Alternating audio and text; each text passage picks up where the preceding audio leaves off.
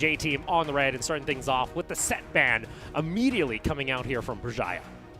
Yeah, so Set hasn't really been seen too much in the top lane as of recent, more of a flex between jungle and support, a lot of consistent engage, and a fairly safe and scaling early game. Now seeing there as well, it's actually going to be the blue side Varus ban coming out here from Berjaya, so maybe hinting toward that K2 just doesn't like to play the champion, kind of similar to what we saw with Bruce over on the side of Machi. Meanwhile, Taipei J team going to go ahead, ban out the Karma as well as the Ezreal, a very annoying bot lane to deal with.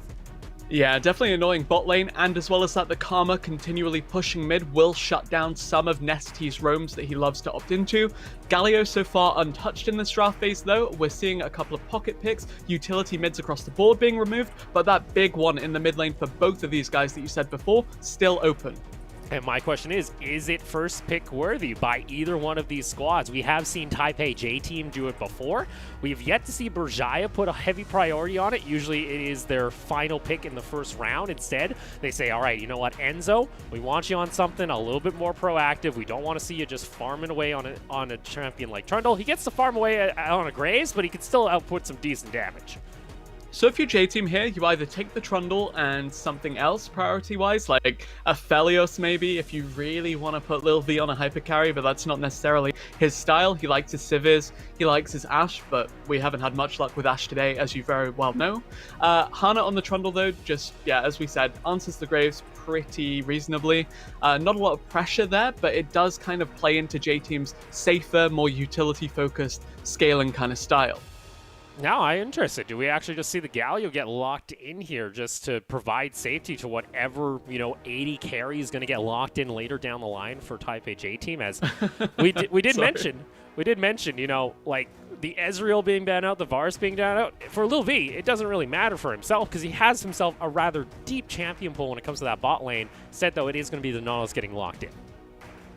So the reason why I started bursting out laughing was because we saw the Trundle stats, and I realized that the 45% win rate is largely because Enzo has kind of trolled everyone just by losing consistently on that champion. You did see the graphic coming into Champ Select. He only has a 16% win rate on the champion. He's played it that much.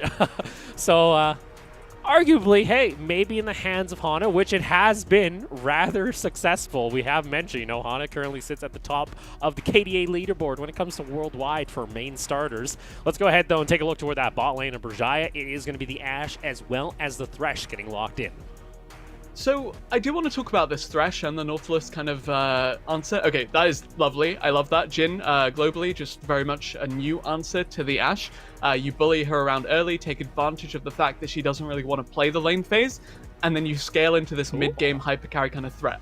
The thing about this Nautilus Thresh bot lane, though, is that you now have two supports that love to engage, that love to go in, but have looked on completely different pages from the rest of the teams at times. And the thing about Nautilus and Thresh as champions is that if you go 0 and 2 on them pre-15 minutes, you're likely to end 0 and 5 by 20 minutes, because that's just the nature of the champion. Yeah, we did see that Delulu at times has been, elsewhere on a different page of the. Woody isn't flawless either. Woody is not flawless either. Let me tell you that much. I'll say they're both not flawless, but I will hammer home that Delulu, we have mentioned almost, once or twice a game, he'll be in a random brush face checking, like randomly going through river, and he's been caught out. Woody, it has happened, but I don't think to the same degree as Delulu, but we'll have to see here. Let's take a look toward our next round of bans. It is going to be the Mordekaiser being banned out away from Ozzy. That's been one of his go-to pickups, as well as a Mist ban coming out of Berjaya. Maybe that's a graphic issue. We'll have to see.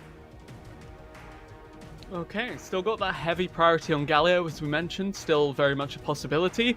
I guess J-Team is saying, look, let's kind of play chicken. It's funny because Galio has a chicken skin. But honestly, I'd like to see like Pantheon or something else pretty spooky for the Galio to lane against coming out from either of these teams just to say, no Galio for you. Oh, there is also a no Galio for you button, but not the fun one. You know what? The big ban button is a little bit more effective than having to play against it. So there you go. That seems to be the answer for Berjaya, which means for Nesty, if he wants to go on something with a little bit more pressure overall, we have to get a little bit deeper into his champ pool, or do we just see him go back onto a carry like the Syndra that he has played and shown pretty well so far? Definitely will be the question here, and actually that's a very late lock-in on the Syndra. You of course lose a lot of the power behind the pick just because it's now guaranteed to go mid. It's something that can, be safely blind picked most of the time. You'll usually see teams answer it with Jace, LeBlanc, or Zoe. Jace, of course, being insanely good in this region as a whole, but maybe not for Mawan, who has been kind of struggling largely because his jungler is non-existent. Well, now here we go. LeBlanc is going to get locked in, and that's we've seen this mainly become a skill matchup in most cases between two mid laners when it is a LeBlanc versus Syndra combo. So we'll see who's going to be able to step up to the table. Final pickup though for Berjaya. Are you going for something a bit more team fighty-ish? You want to get a little bit more damage across the board, and might be looking at this Kennen as it does get locked in. Kennen I'm not too sold on just because, while he is good into most melee, he's also kind of invisible come the teamfight phase unless you go AP and just dive into the backline. Very, very easy to deal with a stray Jhin snare, with a QE from the Syndra as well, or even just a pillar to mildly inconvenience you. Berjaya have a lot of engage to facilitate it, but at the same time, J-Team packing the disengage, this will just be even more on top of that, and suddenly the dream teamfight for Berjaya becomes even more difficult for them to execute on. Yeah, we get to see now Rest up in that top lane. We'll be rocking the gangplank, and I also take a look over toward Berjaya. What is your front line at this point? Your tankiest member is going to likely be Delulu later on into the game. Sure, Graves naturally gets tanky, but I feel like any member of Berjaya, if they get locked down by this Nautilus, or even if the Trundle gets the pillar out, I feel like there's nothing Berjaya can do to disengage a fight. Do you remember when I said at the start of Champ Select that Nautilus and Thresh are the kinds of champions where if you're 0 and 2, you're immediately 0 and 5 later on? That's kind of the EU West kind of solo queue mentality there coming through. I'm sorry. But yeah, it's true, honestly. And when you're the only frontline and the primary source of engage on your team, Thresh, of course, has to get up nice and close with his hooks, with his flays. There's no global Ashe ult for him. It does mean that we're likely to see Delulu die a lot. And Delulu has died so many times in isolation that I think even if he does the right moves this game, it's going to be a bloodbath and it's not going to be good for the support KDAs. Well, we'll see here who's going to be able to survive. We always know that Delulu likes to get up and aggressive naturally on his own. This time it's actually encouraged as he is going to act as that primary engage as well as front line for the side of Berjaya, and we'll see whether or not they're able to find those team fights possibly for this Kennen, but like you mentioned, a lot of disengage available for Taipei J-Team. That Scatter the Weak. You also have the Gangplank ultimate to try and slow everyone down. There's a lot of tools in the back pocket for Taipei J-Team, and it's going to be up to Berjaya to find those early aggressive plays to try and get a lead early. We'll see whether or not they're able to do that against our current top #1 standing team in the form of Taipei J-Team as we go ahead and load on into the Rift. And we see K2 just spam Ignite pings onto the Syndra. Yeah, so the thing about Ignite on the Syndra here, Syndra, LeBlanc, Zoe, that trio of mid laners that we kind of identified as, you just kind of pick each of them with each other. Whoever has Ignite in that lane immediately wins it, is the issue. And that's why you see a lot of mids globally just match Ignite to Ignite or TP to TP. It's kind of a bit of a gamble that you take, and Nesty has come out ahead now. The issue with taking Ignite here, though, is that it puts the burden of execution on Nesty Syndra to find solo kills early, or at least at level 6. And that's kind of been a question that even fans and analysts have had for Nesty when it came to Season 10 overall. Can he actually execute on these carries into the mid lane, or is he only really good when it comes to his support utility? He said in interviews, yes, he can. We have seen him perform decently well on a Syndra pick before, but now really have to step up to the table when you have that Ignite advantage over Mawan. Yeah, J-Team's comp as well, by the way, if the Syndra does get rolling, level 11, rank 2 in the ultimate there with Ludens in pocket, that is the big spike for their mid laner, and it's a similar spike to one that Jhin will get at, the same 15, 16, 17-minute timing. That will be where J-Team really need to turn on the aggression and really hammer home in this mid game that they can really, just snowball and cleanly close out a game. Go. It's going to be bot side of the map starts for both of our jungles. Interested to see whether or not Rest is going to, have the Hanabi issue where we see him extremely pushed up and aggressive in the early levels as he's already running down Aussie in the river. I was like, all right, we have a range top into a melee top. It's going to be the Kennen bully lane, but nope. Rest says not this time, as he's actually zoning Ozzy down into the jungle of Berjaya Dragons.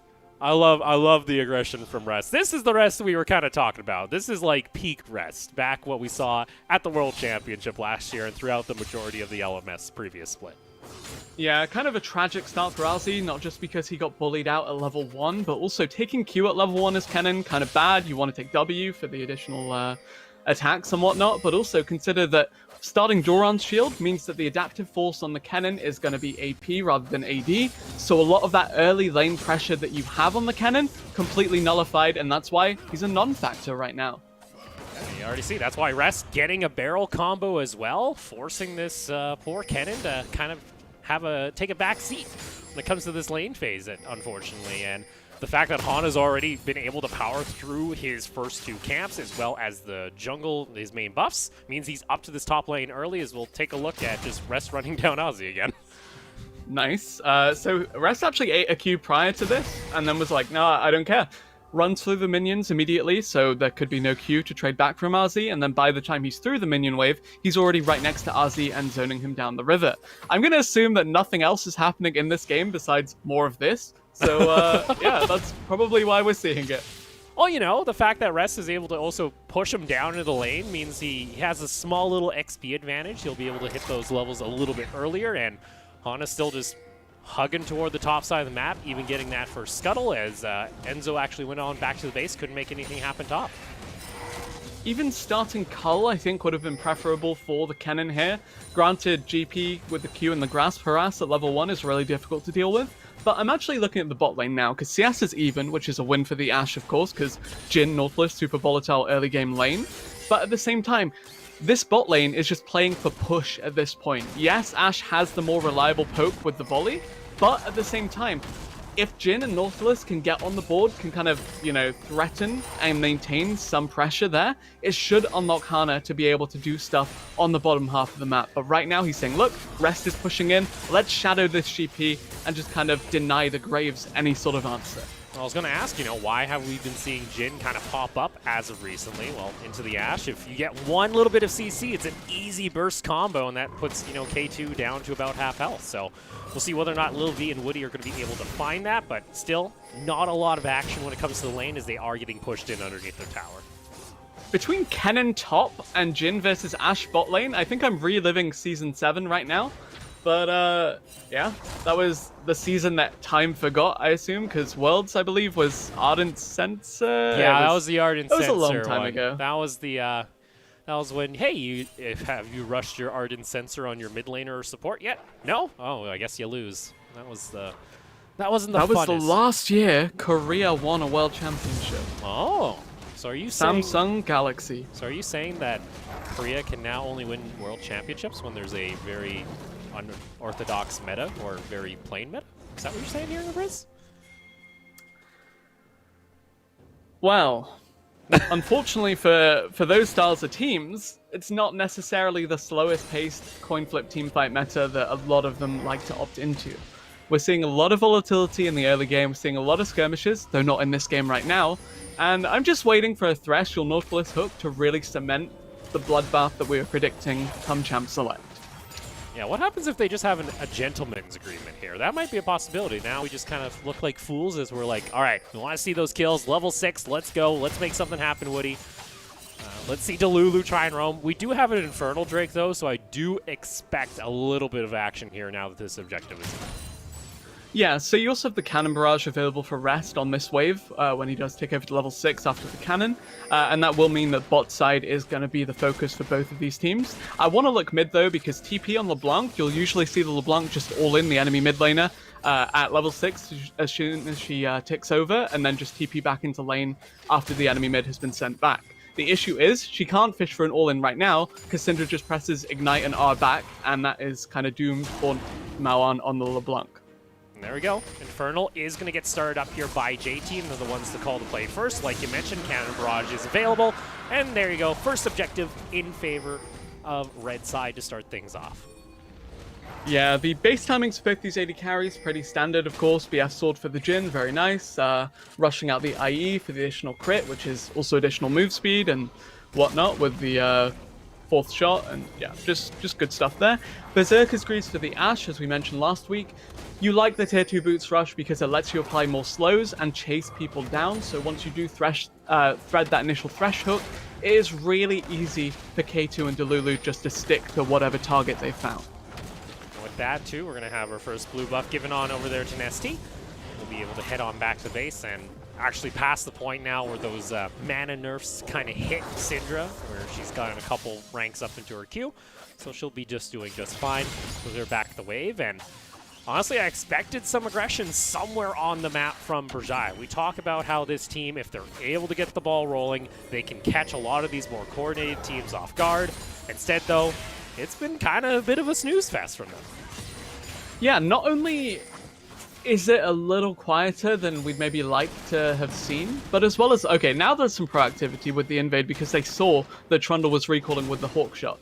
That's probably about all of the aggression we'll see so far until Mawan can get unlocked or Rest is forced to blow the cannon barrage. Either or will be an invitation for Berjaya to pull the trigger, but until then, I'm pretty sure we'll just see the scaling game continue to come through here. Well, we do see, though, Enzo has decided, all right, well, let's be a little bit more proactive. Let's go ahead and take this Rift Herald. There isn't a whole lot of pressure coming out from the top side of the map when it comes to Taipei J team. Not going to see an answer either, as Hana decided to go back toward his Krugs. He does the invade, he does the Herald. He doesn't do much, but he does it with finesse. And there you go. We wanted to see, Enzo do a little bit more. And this time, Hana is the slightly inactive Trundle. He did at least get the first dragon, so gotta give him credit. But now with this Rift Herald and Delulu already looking for a roam here mid, just kind of taking away the cannon for the hell of it. Not able to really find much as far as a play, but all right. Berjaya, what are you going to be able to do now that you've secured this Rift Herald? Yeah, the thing is, you want to crack open that mid lane tier 1 as soon as possible, unlock Maon. I like they rotated Delulu mid just to back up in case of Herald contest, and if they wanted to pressure out Nesty on the Syndra. But at the same time, Berjaya, yeah, they have the Herald, but can they make that aggressive, proactive rotation to really make it worth it? Get some plates, get some pressure, get anything, because so far it's just been a 10-minute sit-back farm fest. Now a little bit more of our slower pace. We like to talk about the PCS. It has bloody roots, to say the very least. Former GPL back in the day, then they split apart and there was action left and right. And then we have some games like this where it's like, all right, we're just taking a back seat. We're waiting for everyone to scale. But soon we should be hitting that big break point. And Arrow! It was the go button, but unfortunately it was a little bit wide there from K2. Arrow, oh no. Yeah. Kind of tragic, not gonna lie, but hey. Just gotta wait another 90 seconds before we can do that again.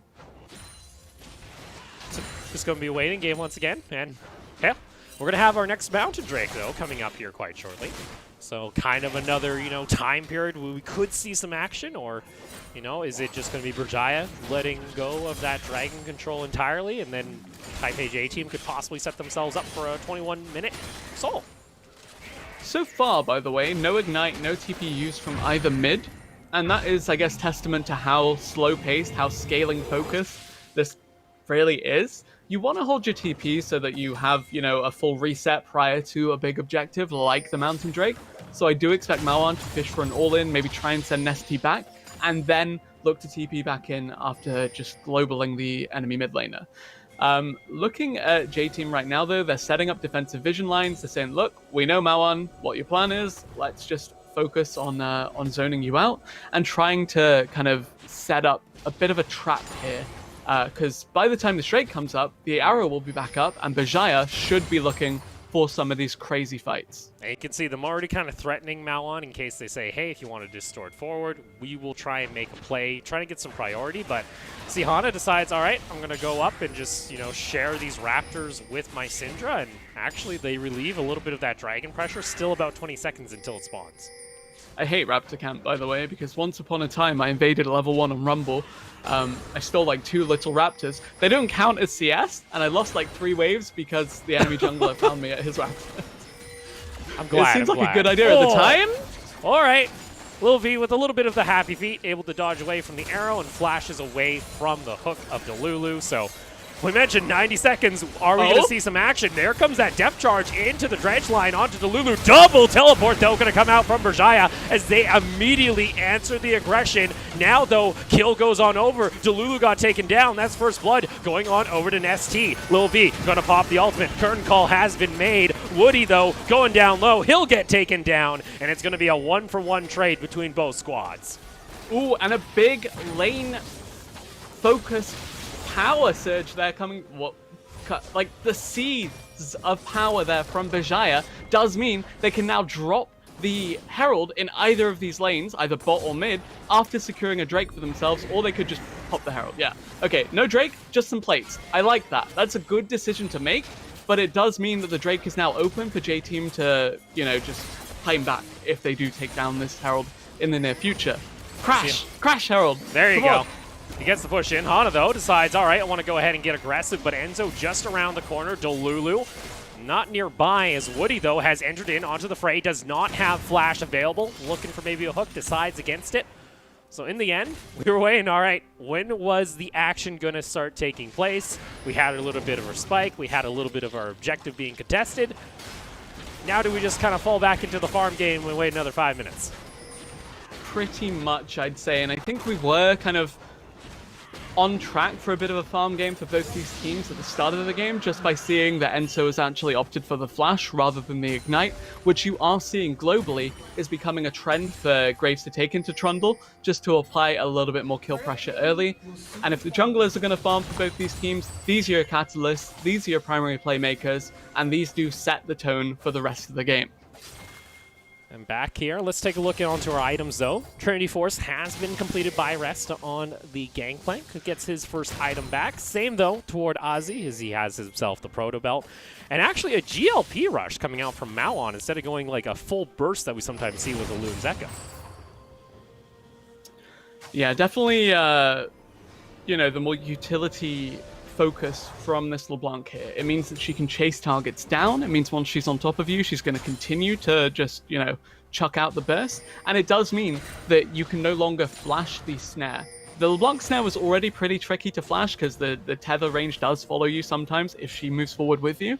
And honestly, this is just guaranteeing that whoever Mauon does get on top of is likely going to die, because you mentioned Berjaya don't really have a front line, but if Woody dies a little bit more, if Hana doesn't get bulkier, all of these targets are pretty appealing for Mauon's LeBlanc here on the side of Berjaya. And I like how we also mentioned our supports would likely be, you know, the sacrifices for the teams. Well, they are the two members that have actually taken a death so far in the game. Let's see, though. Enzo decides, all right, going to go ahead and start up the second Rift Herald. And honestly, it looks like Taipei J-Team are fine letting this go, maybe looking for a dive onto K2, but he's already gotten himself in between the two towers. Yeah, and the fact that they are just giving up Herald for free time and time again in this game does suggest that they're saying, look, let's just get to our late game team fight and let's just win through that instantly. Let's just power through this early game, scale up, farm up, maintain this gold lead that we still have despite ceding those objectives on the top side, and invest with the Drake takes towards a scaling mid-game team fight. There we go. Rift Herald's going to be popped in mid lane. We also mentioned getting down this first tier tower is crucial to allowing Mauon to at least apply pressure elsewhere on the map. There you go, flash on forward, and Enzo just gets deleted. And there you go, outplay button online for Nesty as he just finished off his Ludens with the flash ignite. Enough damage comes through to take down the Graves. Yeah, level 11 and Ludens, the strongest point in the game for a Syndra. Really nice to see it because it's what we said. They will turn on the aggression when the Jhin has his first item, when the Syndra has her first item.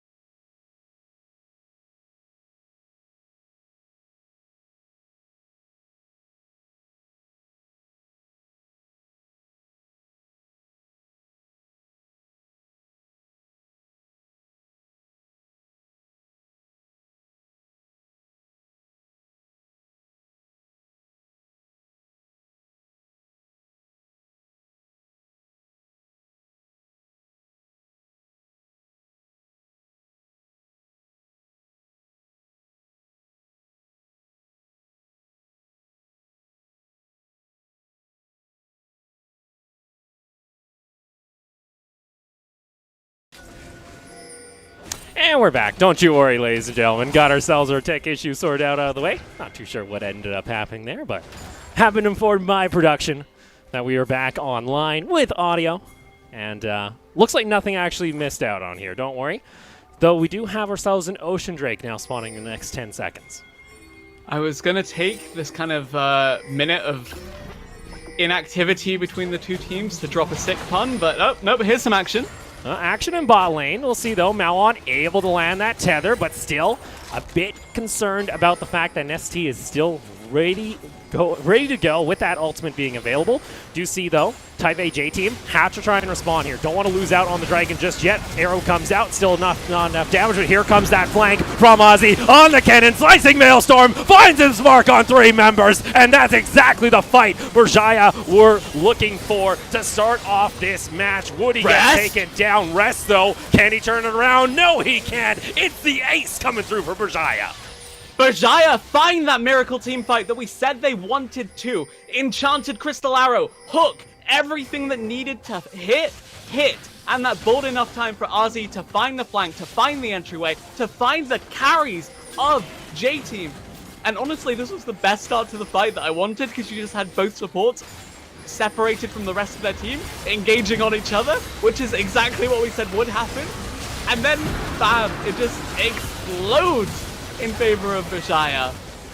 And utter chaos, and we mentioned here at the beginning of the draft, once that cannon was shown for the beginning of the game, would he ever be able to find his perfect entrance into the backline of Taipei J team? And there it is, a beautiful flank, and that cannon also now gets to get, what it was, 2 shutdowns as well coming through, has picked up his Morellos, looking very strong here. Gotta still note, though, gold pretty close to even. Actually, Berjaya down by 500 just by the fact that they were able to get those turret plates down bot, as well as having small CS advantages here and there. As well as having a gangplank in the top lane. Like, it's a little bit of a lead from the parlay procs, but it's something to acknowledge. Yeah, Berjaya, though, they get the teamfight win, and more importantly, they get the Ocean Drake and delay that kind of mid-game promised land that we said J-Team were just waiting and aimlessly wandering towards. So now, all right, Taipei J team. This is one of the first times I think they've actually had to play against a team that actually has a much scarier kind of team fight composition online at this point in the game. We'll see how they're going to be able to try and, bring this back under control. The game isn't out of control by any means, and especially if they can catch out Malon on toward the side. Depth charge is going to be used immediately. Hana also has that pillar. Unfortunately, not much else can be really used here, and they actually get some decent damage. Malon, though, gets himself back to safety, realizing, hey, Nesty is alongside with them. Mid lane, though, is going to be cracked open here by Berjaya. Yeah, huge commitment topside for J-Team does mean that Berjaya have free reign to move down the mid. The thing is that Mawan managed to get himself back into a minion wave so you couldn't see the Nautilus follow up on a hook, and that meant the J-Team, their huge commitment, found nothing there, didn't even get the tier 2, didn't even pressure the tier 2, just giving map over to Berjaya here. And that has kind of just let things kind of open up here now, is with that mid lane tower being taken down, we always mention, hey, Malon doesn't have to always be lane. Well, lane phase is over entirely, but now allows them to get some vision down into Taipei J team's jungle, and maybe you can look up for another teleport flank available there for Ozzy when it comes back available, when he cycles that in with his spellbook. And it's getting a little bit scary here. There's options for Berjaya where Taipei J team just has to respect them. I mean, I was a little bit apprehensive about Berjaya's come champ select because you have the makings of a fairly difficult to execute but devastating pick comp in LeBlanc, in Ashe, in Thresh, where you just hit your skill shots and find someone with CC making them face check into you. The Graves plus the Cannon kind of acts as like a band-aid solution that means you now have a fairly formidable team fight to boot. And Berjaya, even if their comp is kind of 2 different comps melded together, have executed very, very well so far, so time will tell if they can continue on that. Do note here for J-Team, we're starting to see some other spikes come online for the squad. Rest has finished off his Death's Dance. You also now have Rapid Fire there for Lil V. It's been a little bit since we've seen this Jin actually start to make his mark. He's going to start being able to get some decent damage down, especially on extremely squishy members being the frontline in Berjaya. That's something they have to be concerned about. Yeah, the issue is that Mawan now has his Banshee's Veil, which means Syndra shouldn't be able to one-shot him. You got a little bit of safety from the Nautilus engage as well. I'm looking at K2, and I'm saying, look, you've gone for the Runans rather than the Phantom Dancer, which is fine, but could very well just mean you get 100 to 0'd by Nesty once that Spellbinder is completed for him in his second slot. So here we go. Once you get Spellbinder for Nesty, we'll see as Ozzy, little too far forward. Another great side step coming out from Lil B, and now the engage immediately on to K2. Gets himself back over to safety, slicing Maelstrom though. Still finds his mark onto 3 members. Maoan looking for the assassination onto Nesty. Can find the tether, but cannot find the kill. Rest now joins in onto the fight a little bit late, but still nonetheless, Taipei J-Team will not lose a single member off the engage coming out from Berjaya. Yeah, J-Team with a ton of disengage, as we mentioned back in Champ Select. As soon as they see Berjaya willing to pull the trigger on that very telegraphed Ashe ult, they get out of there. J-Team, they dodge, they kite back, and they survive across the board.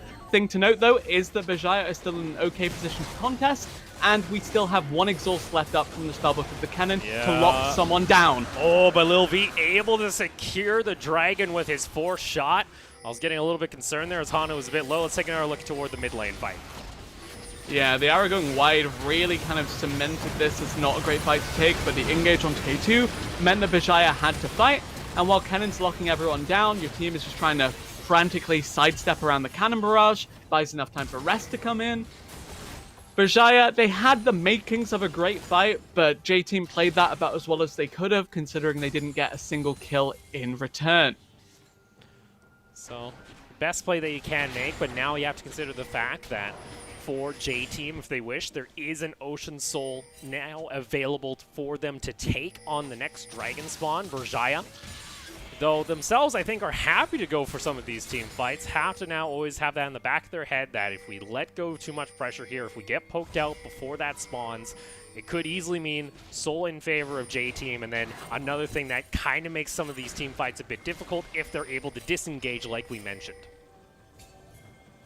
Yeah, definitely will put a bit of a tricky burden of execution on Berjaya to pull off a miracle engage again. Finding the flank on the cannon there was really beautiful, but that was at a blue buff / Drake kind of choke point, and I doubt J-Team are willing to resign themselves into that kind of scenario again. That's why you see them playing the side lanes for now, that's why you see them just kind of spreading out as much as possible, because they know for a fact that in a strict 5v5, or if they allow Berjaya to fish for picks, it's just going to come up in favor of this blue side team again. Look at J-Team. They're still trying to possibly set up a play here if Maoan pushes too far forward.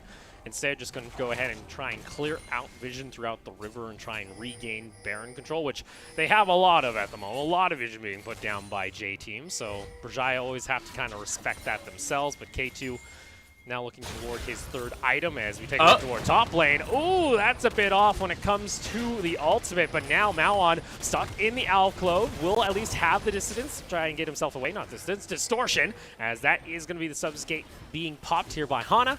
Maybe a little bit early though, as unfortunately still another 2.5 minutes before that Ocean Drake even spawns. I'm just glad we see base skin Syndra and not my least favorite Syndra skin. That's what you're happy about right now? Yeah. You know what my least favorite Syndra skin is? I'll tell you in a bit. I don't know. I don't think it really matters to Maoan, but able to walk away as Enzo comes around the corner. Still playing a little bit with death here as he wants to try and make something happen. That's going to be the arrow coming out. Really fishing for Lil V. If he actually hit that, would have been insane, but for now, Lil V and Woody are able to get themselves back to safety. Yeah, Lil V, very, very fast footwork there. Good mechanics to dodge out on that one. I had a good pun for my least favorite Syndra skin that you didn't let me do, and now I'm very sad. What? I'm just saying, all right. All right, what you got? What's your least I was going to say, favorites? as a fan of Transformers, I'm hesitant to anything that claims to be just a car. Oh, my lord. I'm going Get it? next. Because just a car... Yeah, I'm going next. going next on that one. Meanwhile, Hook is going to get Woody back to safety as Malon was able to get the tether, but again, still hunted down. We mentioned that GLP makes it rather hard to run away, but able to just get enough range between him and the next tether to get himself back to safety. Malon himself is kind of acting like a one-man show here for Berjaya for the last, 5 minutes, just getting so much pressure being directed toward him from JT. Yeah, honestly, thinking about Malon here, I was pretty happy to see that he's just actively fishing for the Nautilus, kind of like as if he'd heard me say, if you're 0-2 on Nautilus, you're going to be 0-5 in a heartbeat. Let's just continually assassinate this attempt at a frontliner from J-Team. Because, honestly, Woody, he's been okay. I gave him a lot of flack in Champ Select relative to the rest of his team, just because when you do have a team at the top of the standings, there are going to be players that do look a little suspect if they are sacrificing their lead to get the rest ahead. Like, you know how we said Nest2 was more of a utility player. Honestly, Woody's not been so bad this game, and I am looking for him just to keep RC mildly inconvenienced come these later team fights. Well, 30 seconds now on Ocean. We did see Lil V ended up going back to base, picking up another BF sword as well as another cloak. So you think he's now sitting at about 70% crit chance on that Jhin. Starting to really scale here with his damage. Meanwhile, top lane though, Malon is going to be able to push that in, as having that teleport also allows him to be a split lane threat, as Ozzy can just stay down toward bot, as see Rest Lil V looking to possibly look for a play, but there you go. Ocean Drake has spawned for J-Team. If they're able to secure it, it's Ocean Soul. Berjaya wanting to stop this as the arrow misses on everyone, except hitting Rest at the very end. And now that is one option for Berjaya, not available for this ensuing fight. Malon on a flank, wants to try and find a way in. Ozzy has teleport, can get into the pit over toward the side. Hana, 50-50 up against Enzo, secured by the Graves. In comes the Slicing Maelstrom, once again on the flank, finds himself onto 3-4 members, and Taipei J-Team have to backtrack. It is a trade back. Lil V pops the turn call, needs to find his shots, gets two, make it the fourth, onto Enzo, but it's still not enough damage as Malon and Enzo are still very happy where they are, but they have been spotted out by a ward. Waiting for the cooldowns. Re-engage comes out from J-Team. Woody gets his hook down, not enough. Delulu gets taken out. Malon finds the assassination though, getting himself back, almost finds the kill, not able to find it as Rest still is standing strong on the gangplank. Now up against the Graves. Woody fans on his shot, but K2 is still alive on the Ashe. The volley comes out, a decent amount of damage from Rest, but it's still not enough to finish off that kill. In the end, it will be a 3-4-4 with Dragon going in favor of Berjaya. Wow, that was an incredibly close fight, and long enough that Nesty is actually respawned after dying at the start of it. The arrow hitting onto the GP who just fruits away, fine. GP zoning cannon here as well. Does mean there was no way into that fight for Berjaya, no hard engage to be found, and yet they managed to find their way in the end. Rest almost came up huge, by the way, randomly throwing out Qs that picked up Malon, almost picked up Enzo and K2 as a duo to boot as well. And, by the way, Hana flashed over to try and 1v1 K2, who just shot him in the face and walked away. Yeah, unfortunately, we've mentioned this Trundle. He can be scary, but if you have any form of just like on-demand CC, as long as your ultimate's up, like an Ashe would, rather difficult to try and catch him down, as well as getting kited back. But there you go. Gold lead has swung back in favor of Berjaya. As you take a look, there was that, time there for J-Team where they had a slight advantage. And I think that's the biggest thing here. Both of these teams dead even. And the question now becomes, where was this Berjaya team back for the majority so far of summer? For the last 4 weeks. If they played like this against some of the other teams, this would be still the team that's, 4th overall in the standings. I mean, this is the end of the first round robin for them, so not an awful way to finish it out after a terrible start. It looks like they're finding their footing, they're finding their comfort zone, and as I mentioned before, this is not an easy to execute comp by any means. This isn't just a brain-dead 5v5, let's just turn our minds off and just go in, mash our keyboards. No, J4, Rumble, whatever. That's my favorite 5v5 comp example, okay? This is actually fairly difficult to execute on, and the fact they're making it work, really, really promising to see, especially as we mentioned, about to head into that all-important second round robin. We also now take a look toward next item break points. We have Starax completed for rest. So this Gangplank can actually soak up some damage. I'll get bursted down. Woody! Oh no, he gets hooked. He's going to be the main one caught out. Lil V ends up popping his ultimate. Just around the corner, though, is a cannon. That's actually Slicing Maelstrom going to be used. Cannon Barrage is able to slow down Berjaya on the retreat. But still, that's one member getting caught out. And you mentioned it, slowly creeping in onto that 0-5 scoreline you predicted. Yeah, it's kind of tragic, but it happens because you have to face check Vision as support. Oh, an ST. Okay. Meanwhile, Hana, why is he passing through the jungle that way? That's going to be an easy kill here for Berjaya. I mean, if you want to be a straggler willingly against a pick comp, be my guest, is what Berjaya is saying. Because, yeah, okay, Hana, he kind of runs it down. The issue is, if J-Team do lose this Baron, sorry, if Berjaya take this Baron, they have to reset immediately and then make a beeline for the Ocean Drake, because that will be Soul spawning in 1 minute. Yeah, it doesn't look like any steal attempt will come out from Taipei J-Team with that. Berjaya open up now about a 4,000 gold lead over J-Team, who again, a reminder, is our top team currently in the PCS, sitting at a 7-1 record. And for Berjaya, we mentioned, summer so far has looked like a collapse in morale as well as gameplay compared to what we saw back in spring. Now, though, looking poised to possibly take this game away and start off their second round robin rather well, as now looking to try and position themselves toward this next dragon. Yeah, honestly important to note though is the fact that Ozzy did commit his okay, no, his flash is back up. Spellbook is an interesting summoner. Yeah, Ooh. So now we have a flashless Jin. That pick, though, coming out. K2 just gets deleted. And that is a massive pick coming out here. Rest with a beautiful barrel combo into the W of the Jin and nowhere to run. Yeah, I was worried for Lil V, but it looks like I should have been concerned about K2 instead. Both of these AD carries have giant targets above their heads, and one of them was found. Rest? Gets himself back to safety, gets sunned up. Malon, though, looking for a flank. It's still in a 4v5. You can tell J-Team feel panicked. Rest over the wall, has to be careful. There's Malon. Dragon has spawned. It's beautiful timing for Taipei J-Team to try and go for this play, but you still see the threat that is looming from within their jungle. Enzo over the wall, looking for another steal. It is possible. 2,000 health over the wall. Does he take it away? No! Ocean Soul is going to be secured on the side of Taipei J-Team. You see Delulu flashing back over towards safety as Taipei J-Team cannot find a stun or root. Marwan is on a ward. He sweeps it out though, so yeah, nothing to be found there for J-Team in that regard. But they get their Ocean Soul, so they are pretty happy with what they do walk away with. K2 a little bit too far forward. Honestly, just GP barrel into a Jin Snare into death. I think he basically thought he could take the Lantern, but unfortunately when you're snared, can't get in range of the Lantern.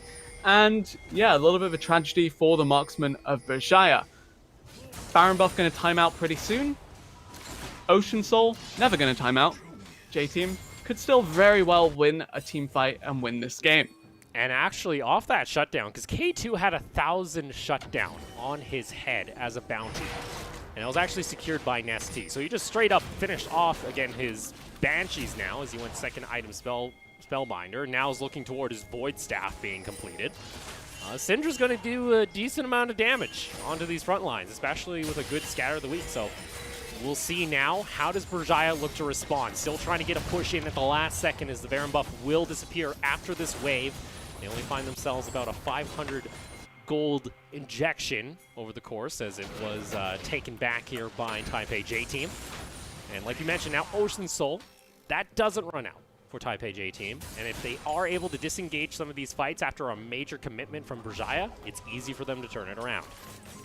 Honestly, even if this is a loss for Berjaya at the end of the day, still very, very promising for them, having put up such a convincing fight so far, and the fact that they may actually still very well walk away with a win here is both concerning for J-Team, and even if J-Team do win, like, look at it from the other perspective, again, concerning, because you're seeing a bottom-tier team really take it to the team that stands alone at the top of our standings. Not necessarily alone, because PSG are right up there with them, but, you know, it's still not what we were expecting heading into this day.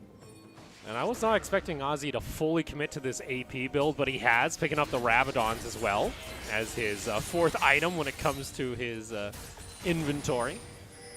You know what's getting really scary, though? Lil V on this Jhin. He's only died twice, but the crits that he's starting to land here, if he gets in range of any of the squishy members, we actually just saw it when K2 got caught out, he can help delete in one shot either this LeBlanc trying to jump into the middle of the fight or possibly K2 if he steps too far forward. How does the champ with an execute every 4 auto attacks have more assists than his support? Those are questions that we will never get the answer to, unfortunately, Briz. I mean, you can look at this game and I guess you could be like, see, I told you J-Team were the solo lane show. That would be J-Team of last year. But yeah, actually surprising to see the members stepping up from J-Team that we are seeing. Like, we knew Rest was back in form, but Nesty more of a utility player. And honestly, we heralded Hana as being one of the best junglers in the PCS, if not the single best jungler in the PCS so far this summer. I don't know if it's Trundle and Berjaya just as like a duo kind of mentally wearing out Hana this game, but honestly, it's not the jungler that we were promised, and certainly not the jungler that we promised the audience. Well, that's kind of the thing for Hana. He's down now 2 levels on this Trundle. He's kind of gotten to that point where he's just kind of a pillar bot. Because honestly, you can use your subjugate, but there isn't a front line for Berjaya. You're not stealing all that many stats from these squishy members as Enzo. Here we go. Woody gets caught out, able to Spider-Man himself back over to safety. Tether is going to land. Hana is over toward the side. Decent amount of damage, though. Almost able to take down Mauon. And you can see these crits coming out from Lil V. Still very dangerous. Curtain Call going to be used. Just fishing through the jungle. Not going to hit a single person. But there you go. A nice catch coming out here for Berjaya. I believe one of those actually did hit Mauon, but it wasn't enough to quite finish off the LeBlanc. So yeah, credit to Lil V for actually looking for that. At that point, because you don't have your engage, you don't have your support, it does mean that if you are gonna find a kill, it's gonna be through a pick, whether that's through a QE from the Syndra or a crazy Jhin ultimate. Credit to Mauon for actually making the 0 and 5 Nautilus stream real. As we do another fight. Delulu on that front line, able to get the exhaust down onto Lil V, but still not enough damage. Teleport is coming in. That is going to be Mauon now joining in onto the fray. Has to back off as Nesty was looking to put him down here on the Syndra. Ultimate still available, as well as Cannon Barrage as well for J-Team. I'm actually shocked here by Berjaya that they did not try and go for a Baron with a man advantage when you have that cannon available for these team fights. Instead, Nesty over the wall to try and take down Mauon, and he ticks down to the Ignite. Flash forward coming out from Woody. Not able to land the dredge line, though, as K2 able to find himself safety. And as you mentioned, not only are they not aggressively finding the team fights we'd like to see, but as well as that, why were they not engaging when Lil V flashed 6, 7, 8 minutes ago? Now he has a backup. The Jhin was flashless. The Jhin was a sitting duck, much like Delulu is now. Gets himself to safety, but that does mean Baron is available. But look at Ozzy. He has found a flank. He has an opportunity. Flash is available. Mauon, 25 seconds. He's going to start pathing. Decent amount of vision. He knows he is not spotted just yet. 1,000 health coming in. Now's the engage. Does Ozzy make the play? He needs to get in there if he wants to do it. Slicing Maelstrom into the back line. And there is your stuns. They get the Baron on the side of Taipei J-Team. But Rest was able to shut down K2. Enzo gets himself back over to safety. Still neck and neck. 3 Baron buffs available for Taipei J-Team. Nesty escapes with a sliver of health. Credit to the Syndra for holding her R until the exhaust from the spellbook had worn off. Nesty played that about as well as he could have. The rest of J-Team as well did fairly fine there. I'd say Lil V and Woody, again, just the bot lane not having the greatest of games so far, but objective secure coming through from Hana. Yes, his KDA has taken a hit, but this may be another fight. Hook does land, but you're hooking on into the Pirates. Still some decent damage. Hana trying to lead that charge. GA is available still for Enzo. And guess what? Elder Dragon is available and very much could be the decider here for this game, as both teams are volatile when it comes to their team fights. Delulu getting caught out, slowed down by the pillar. Scout of the week is going to be available. There's no one here for a run, but look at that, the turnaround on Mawon. He almost gets deleted, but he can't actually get himself back to safety. Nesty was so close, yet so far it seems. Now Enzo going to be the one caught out, and you can start to see the communication, the coordination from Berjaya is starting to fall apart. A nice arrow is going to land, but for Enzo, it's only delaying the inevitable in his GA. Shutdown goes on over to rest. No jungle available for Berjaya. Yeah, completely disjointed execution there from Berjaya. They fish for a pick in a disadvantageous numbers situation. No real damage to follow up as well, because LeBlanc didn't want to come through. K2 was in base at the time, and Berjaya, they take a terrible team fight and lose a lot for it, but they're going to take another one, because why wouldn't you? Tries to go for the steal, but it's not going to happen. Now Elder buff secured by Taipei J Team alongside Baron for the next minute. Now it's up to Berjaya. Can they weather this storm? Can Taipei J Team even burst down any of these towers? There's still so much structures between them and the base of Berjaya so far in this game that this isn't yet the ending play. Both of these teams have fairly solid late game scaling. Ash, of course, much better than Jin later on, if she gets to play the game. And that's why you look at Nesty as just still being able to threaten, able to one-shot either of these carries. Mawon maybe has a little bit too much health and magic resist, and once the Rabadons is online for LeBlanc, expect him to return the favor just by completely zoning Lil V and Nesty out of these fights. All right, here. Elder buff still available for the next couple minutes. Baron is going to time out. Sorry, how is Kennen so many items ahead of LeBlanc? I think remember the shutdowns that did come through for Ozzy early on in the game. Was able to accelerate that gold lead. Would be my best guess. As Mawon, not yet onto the Rabadons, but you can see J-Team. Oh my lord, he's going to do it again. Lots of wards, though, in behind Taipei J-Team. And even without minions, they can chunk down this tower. And there's a solid opportunity. If he steps forward too soon, they will instantly collapse on him. Oh no, his sweeper's going to run out by the time he reaches actual vision. He realizes it. Unfortunately, he doesn't have flash to get himself over to safety, and he gets caught out. Lil V with that, and without the team fight main engage available for Berjaya, Taipei J-Team, they might just call the game. They might just push for the end. Not only the engage, but the actual team fight itself is tied to that Kennen. Can't do much with him dead, and that means Berjaya, they have to fish for a pick and not get picked themselves. Oh, Delulu almost gets caught out, but a beautiful barrel combo coming up from Rest. Curtain Call is there, and they're going to put curtains down onto Berjaya as Lil V flashing on forward, finds himself another kill, and just like that, Taipei J-Team, they find the ace in the base. And unfortunately for Berjaya, they were so close, yet so far to taking down Taipei J-Team, currently at the top of the standings, and they'll end the first round of the double round robin 8-1. Berjaya just not having the greatest end to that game. The start, super promising, a little bit quiet for our liking, but still promising.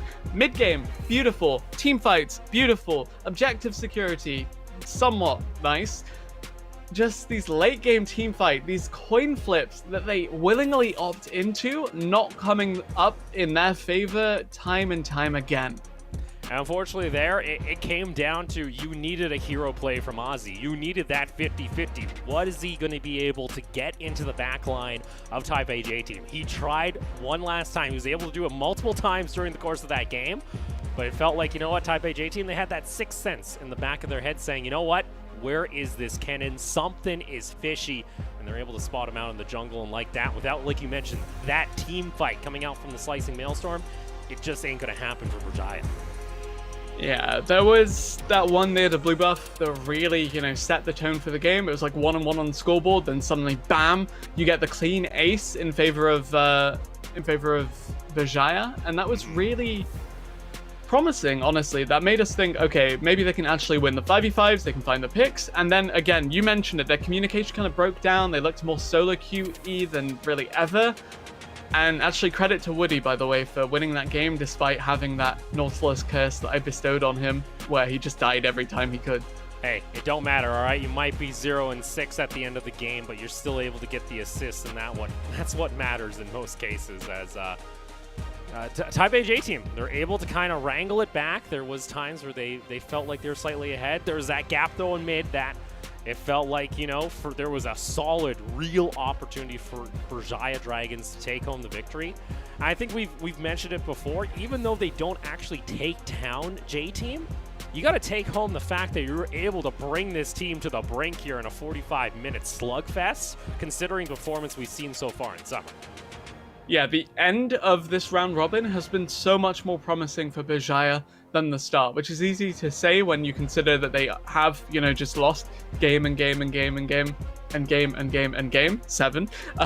But yeah, they can walk away from that one with a lot of good stuff to review, a better approach for the second half, and maybe while, you know, their 4th place berth that we had them pegged at is out of the picture, still very much the possibility of them, you know, being more of a middle of the pack team rather than strictly bottom.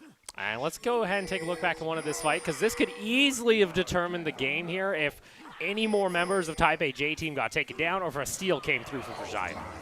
Yeah, Nesty, as we said, played this perfectly, just waited out the exhaust before pushing the blow up button. Yeah, that's really what you want to do on the Syndra. Gets with like a tiny bit of health.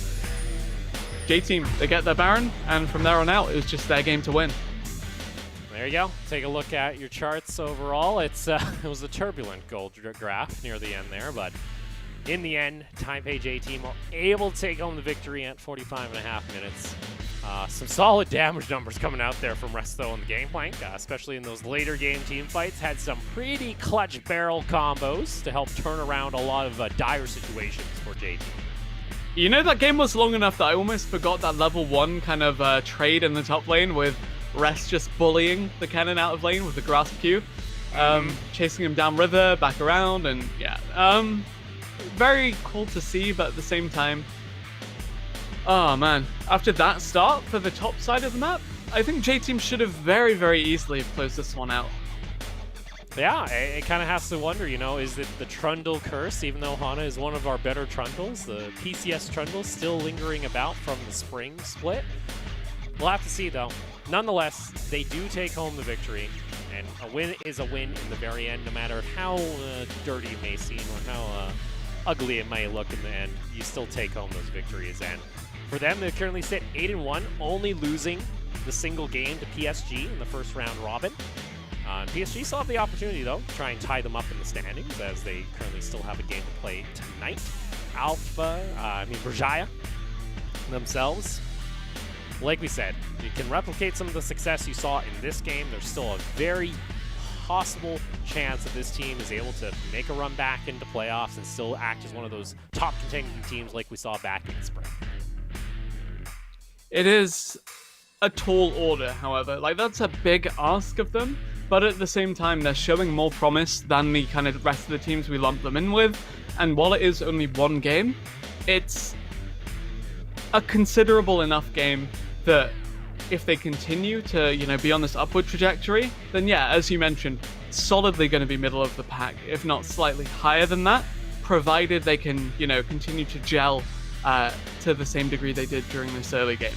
I was kind of wondering here, were we having like a internal discussion for MVP? It does go on over, though, to Rest, as he'll be able to take home that, as well as a solid game coming out of him, continuing to remain on form from what we've seen so far in summer. Reaching out his hand to grab a fistful of oranges, like GP in the Smash Art. I thought he was just, you know, trying to guide you to him. Say, come with me, I shall carry you to play. Give me the MVP. Give me the MVP. Just like whole 10 MVP, please. Let's go ahead, though, and take an interview over with Lil V alongside Pack. AD 小 V。快1年没有拿出镜这支角色，那怎么会在这个时候选择拿镜来克制艾希的？ So you haven't used the champion Jin for about a year so far. Why did you choose it today? Is it because you want to use it against Ashe? 就算是可能比较好打吧，但是今天来之前我就说我会，就是不管对面选谁，我都会玩镜吧，我就想玩看，反正就是会赢的话就是会赢，那不会赢的话我也没办法。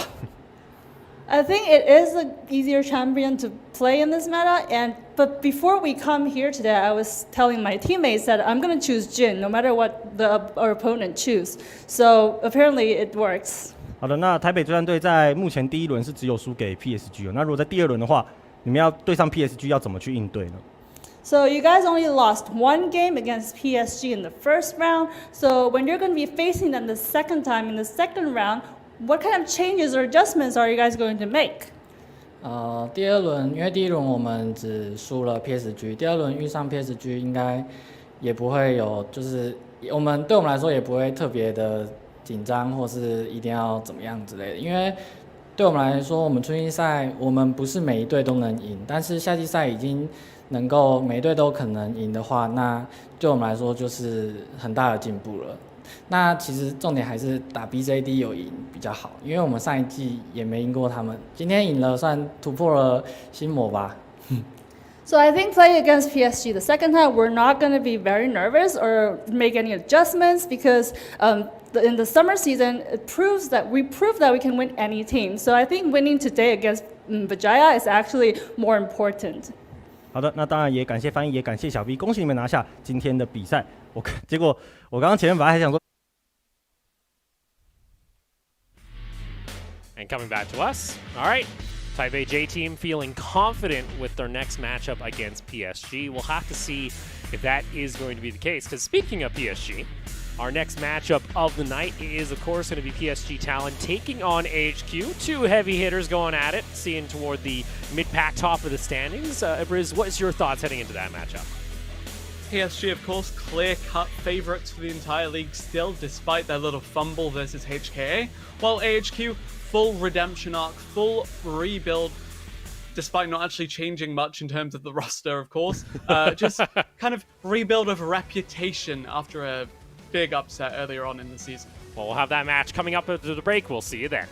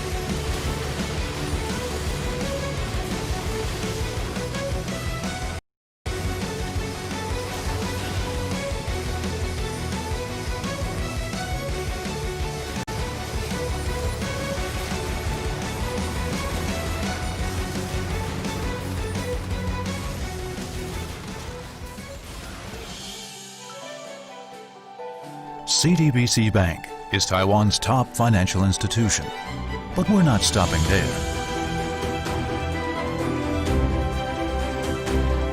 We're crafting an international brand and already have over 260 outlets in 14 countries. We are by your side, ready to embrace the future.